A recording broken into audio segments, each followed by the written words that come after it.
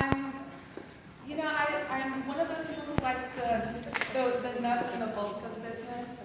I prefer talking about not only where you need to be, but what is the plan A, B, to C, to D, on and on, how to get there. So not just encouraging you, go, do, work, empower. I'm also encouraging you how to get there, what's your blueprint. And so that's what I do as far as being a strategist. I help you grow your business, whether it's just a business idea or your full-fledged business. And you just need to know what's the next step. How do I get more clients? How do I make more money? How do I get more customers? How do I get more people to buy my book? All struggles we've had, right? Whether we're brand new or we're seasoned. So what I want to talk just a couple of minutes about is networking. And so I think those of you who were here last time, y'all are going to kind of get bored because this is a story that I told last time. But so my story is about the crazy jewelry lady, and that's not a name that I gave her, that's a name that she gave herself, the crazy jewelry lady. So I have a crazy jewelry lady. Whenever I buy jewelry, I go straight to her. Why? She's not the only Premier Designs jewelry lady I know. I know probably 10. Probably 3 or 4 Chloe, Isabel, probably, other people. But I go to her because I know her, I like her, and I trust her. And that's why out of all the other people who sell jewelry, I go to Emily because I know her, like her, and trust her. How can you be that person?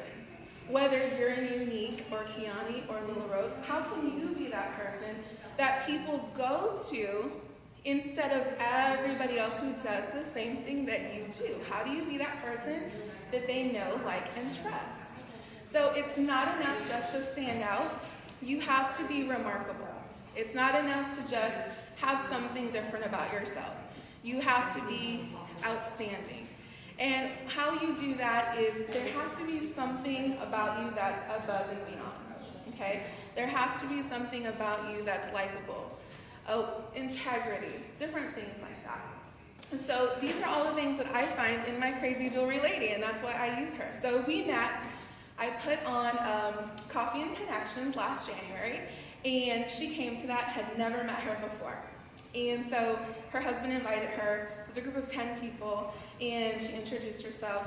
We had some chit chat, and she gave me her card. She said, let's connect on Facebook. I was like, let's do it right now. Get out your phone, let's connect on Facebook. Boom, we're connected, right?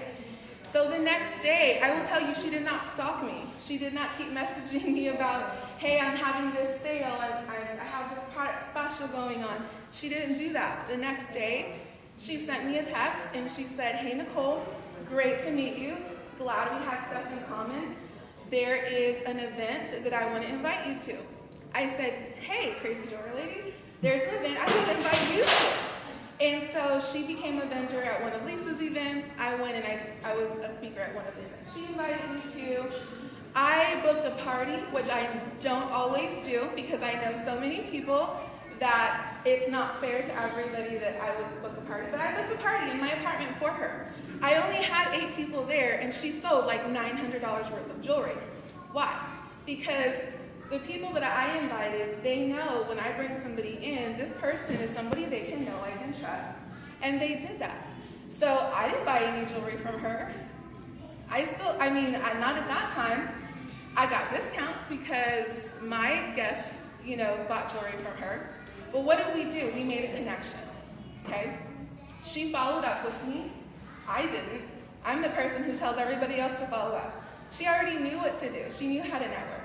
That's networking in a nutshell.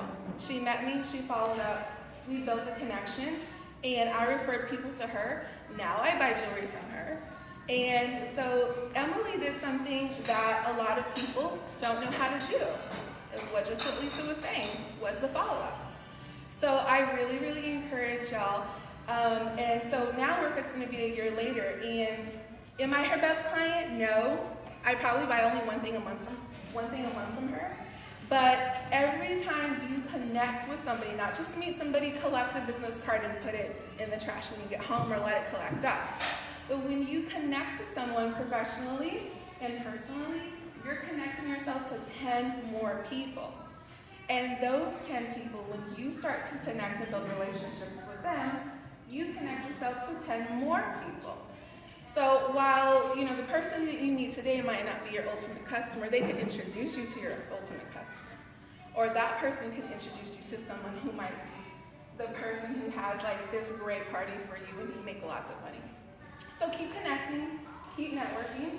Very important. Networking is a dirty word sometimes because you're just like, I don't want to do that. I don't want to get out there and meet strangers. And a lot of us will go places and just sit in the corner or bring a friend and don't meet anybody else. Just meet one person, collaborate with them, connect, follow up. That's the secret sauce. Follow up. And you will see your business exponentially grow. So I have a challenge for those of you who maybe don't know anybody here and you want to connect. Use me as the guinea pig. Connect with me. Follow up with me tomorrow. And just do what I said to do. Invite me to coffee. Ask me if I want to book a party. Invite me somewhere. If you just want to try it because you're kind of scared to try on somebody else, I'll be the guinea pig for you, okay? So I challenge y'all to meet people, grow your professional network, grow your personal network, and your business will grow. All right, everybody can do that for me? Mm-hmm. All right, thank you guys.